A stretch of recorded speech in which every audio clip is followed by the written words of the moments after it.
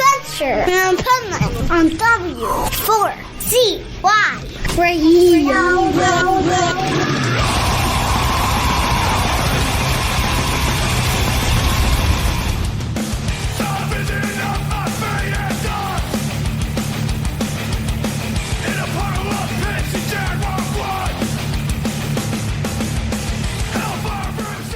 This is Pipeman here on the Adventures of Pipeman W4CY Radio, and I'm here with Stu Folsom from SpiritWorld. What's up, everybody? At Welcome to Rockville. Dude, hot. Wet. That was going to be my first question, okay? Because you guys, put on such a great performance and have very hot clothes on when it's like that. How do you even perform up there in this humidity and heat and not want to die? You definitely want to die. But no, like our suits, everything backstage right now is just soaking wet, so we just put fans on them but yeah, it's a scorcher. Yeah, and I always talk about it with ours, even like off the mic. It's like, I get it too. Like you go into this zone when you get on stage that you kind of tell your brain, I can't feel like shit no matter what it is until the set's over, and then I'm allowed to die. Yeah, especially stuff like this. I think we had 25 minutes, so I mean, you can power through anything for 25 minutes. Yeah, there you go. Yeah. If we had to do like a full hour up there today, it would have been rough. I would have been brutal. But the one thing that's great about these Danny Wimmer festivals, and here, Welcome to Rockville, is no different, is that it doesn't matter what time of the day you're playing, you're going to have a huge crowd. It blows my mind. Yeah, we were on the Inferno stage, and everybody, as they were walking in, like, gates were open. We just saw them flooding into our stage, so it was cool. So tell everybody what that feels like when you're, like, early in the day at a festival. It's not even the weekend yet because it's still Friday, and you see that coming. Yeah, I mean, we're a rock and roll band, so we're used to playing at night. We don't even come alive till the sun comes down. So when I think we had to load in at 9:30, 10 o'clock this morning. So then by the time you're playing this early at 12:30, it's like, it feels like nobody should be moving, but like halfway through our first song, we have a huge circle pit and people are just tearing it up. It's cool, man. Yeah, and then I guess the good part about it for you, the artist, too, is now you can go catch sets. It's like, does it feel like when you're playing this early, like, wow, we have a lot of day today. And you're just done. You have no stress. Right. Yeah, and it's cool. Like a bunch of our friends' bands that we've toured with are playing today, like Creator and Carcass, and like it's cool. A lot of friends here, so we get to bop around and go catch up with some homies. I was really bummed because I'm a total thrash metal head, but Creator was playing a pop-up thing at the Blue Garage over there. Yeah, the K-Pit thing, yeah. And I had to be here, and I was like, damn. Because that would have been like an old school show, like when I would go to the thrash shows in the 80s and have that little, like... Yeah. Oh, my God. Did you get... you probably were playing while they were doing I missed that, right? it, but Millie and Fred, we just ate lunch together in the catering, so they were just telling me about it like 20 minutes ago. Was it badass or what? Yeah, they said they did like 4 songs, just no sound check, just get up there and rip. They said it was cool. See, that would... To me, like... And you could understand this. Doing all the festivals, seeing bands 10 million times, that's what I get excited about right there. Like, that's a once-in-a-lifetime opportunity. Yeah, that's cool, man. You should do one. Yeah, I'm down. Kerrang, hit me up anytime. Any place. Get them in there. Yeah. That would be cool as hell. Yeah. What would you do different if you were playing, like, in that garage little thing than what you do on stage? I have no idea, man. Figure it out. We shoot from the hip over here at SpiritWorld. I don't know. See, that's good, too. Like, to me, that's a true musician. Because I think as an artist, you kind of have to experiment and just go where your vibe goes, not like by some exact structure that you can't bounce off of. Yeah, and we're a band that we do a lot of big tours in clubs and theaters with big metal bands, but then we're also rooted in like the hardcore punk scene, so we'll do VFW halls where there's not even a stage or monitors, and we're playing on the floor to kids and the lights are on. So like our tours, like when we play Atlanta and Nashville, we're playing like a pinball spot that only holds like 100 people. I love that. Like a friend of mine just booked it. So like it's cool. Like when we do, I guess we just do a lot of punk rock stuff still. You know, we're still pretty wild like that. Well, it's like funny too because my photographer that didn't come this time but comes a lot of times. She sent me a flyer that last night Silly Goose was going to be at Buc-ee's after the festival. Yeah. So I'm like, I got to go to that. I even told him, I'm like, I don't care if you're tired. We got to go to that. They weren't there. Probably Buc-ee's was like, it's going to be too busy because it was a madhouse there. But Yeah. I love that old school thing, you know, like we were just talking about it this morning, like the old school hardcore shows. It was just like in an Elks Lodge or a Freemason Lodge. And it's still like the hardcore scene is still there, you know. Like, that's what we were talking about. In Vegas, like some of my homies, I put on shows at a junkyard for like 10 years. And I mean, like all the kids that came out to my junkyard shows now put on all the VFW Hall hardcore shows in Vegas. So like there's I don't know, it's cool, you know. I like doing everything. I like playing festivals like this on one end of the spectrum, but then I also like when you play a floor show and there's 50 kids in some little town you never heard of. Right. That's also magical, you know? I think it's super magical. I think it's super magical for you as an artist. Like when you have gotten to a point where you're playing arenas and you're playing, you know, festivals like this.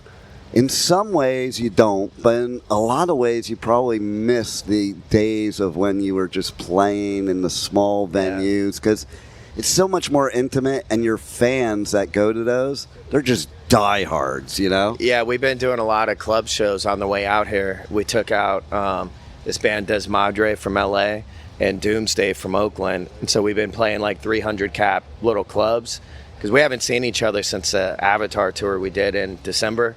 So we did like 10 shows on the way out here just to kind of get some reps. The warm up. Yeah. And so we've been, just like you said, every night there's like just packed at the front of some little bar, like all these diehard SpiritWorld fans that like, we just haven't played very many bars. Like this band's blessed. When we started touring, it was like Obituary took us out, and then Sepultura took us out, and then Creator took us out. Wow. So it's been like I mean, it's crazy to me. You could never imagine that when you started the band. Like when I wrote the first record, like I had no idea what was going to happen, you know? But because of that, it's like we've played most of our shows in like big, nice theaters, like 2,000 cap rooms.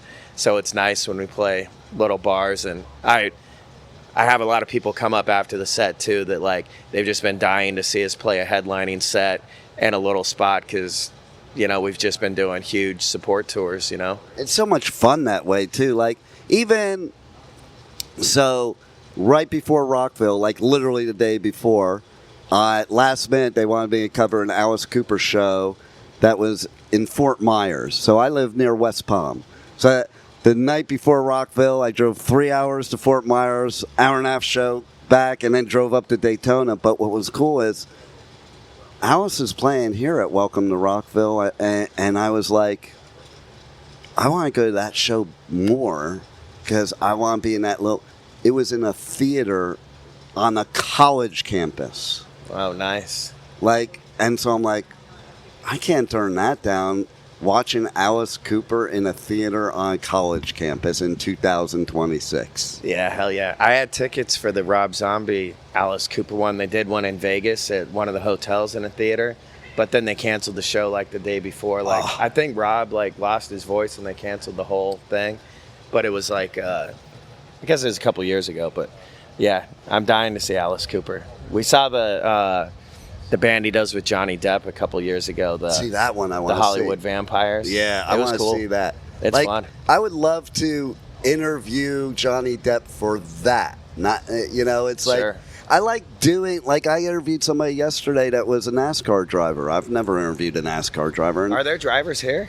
there was one. Oh, that's cool. And you know, it was wild because it was so much fun to me, and you could understand this because when you're used to interviewing a certain type all the time, and then you get one that's out of the box, it's like, oh, this is kind of exciting. It's new, you know? Hell yeah.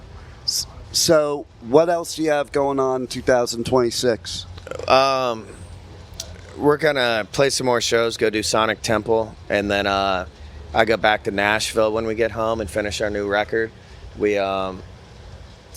not sure what we got a new label, new everything. So I got about 90% of this new album done. Nice. So we're kind of gonna do these shows and just start gearing up for putting out a record early next year. Get I back love on it. the road. Yeah. What would you say might be a little different about what you wrote now and have in the past? Definitely pushing more of the alt country roots music stuff in. Like I split it up and worked with Mark Lewis.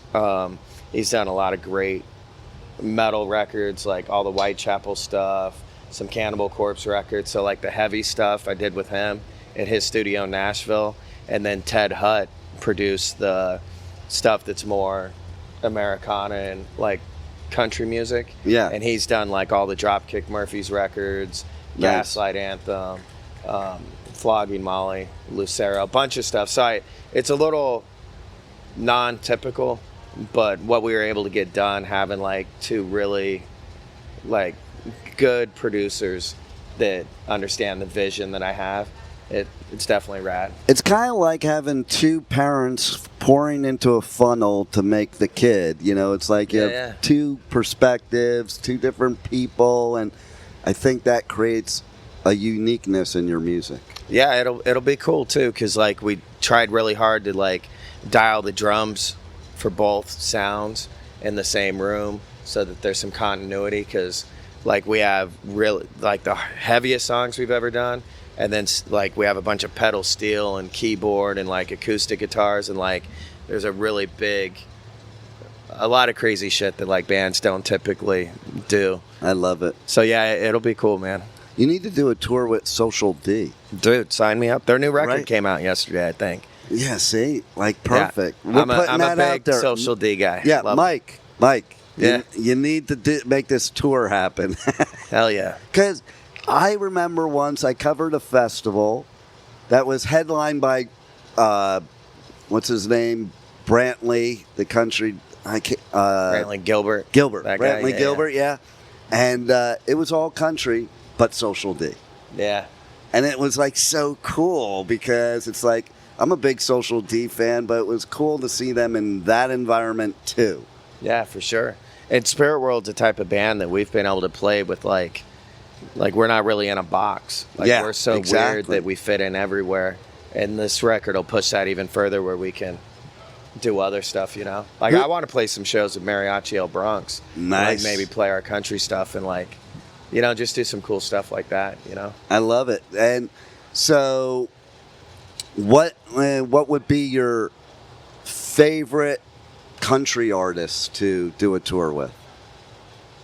I don't know to tour with, but Or play with? I really like, over the last 10 years, probably Turnpike Troubadours from Oklahoma are probably my favorite country band. They're Nice. just incredible. See, I love that you're blending all these genres because I think nowadays, I say this a lot, the genres are so specific that everybody sounds the same. And I Yeah. think you need the blending of the genres to make uniqueness. I think so too. And I'm in a blessed place where I just do what I want with this band. That's the way it So should be. like it took off because I was doing my own weird thing. And so just from the gate, like we're not following anybody. We're not a part of a scene, you know? Yeah. Like, we're sort of a part of multiple scenes, but we're not really. That's just way cool. There's no expectations for us to like wave a flag for anybody, you know? I love it. We're kind of like in our own little orbit. And I love that you're here at Welcome to Rockville. Yeah. And who you going to go see for the rest of the day? I got a bunch of interviews, and then I think Creator's playing at 6 o'clock. I'll I'm be excited. there. On the Inferno stage. Gonna go get some of that. I want to watch Turnstile. I always like Nice. them. Haven't seen them this year. I don't know. Well, that's good enough. Yeah. Well, thanks for being on the Adventures of Pipeman. Hell yeah. Thank you, Pipeman. Thank you for listening to the Adventures of Pipeman on W4CY Radio.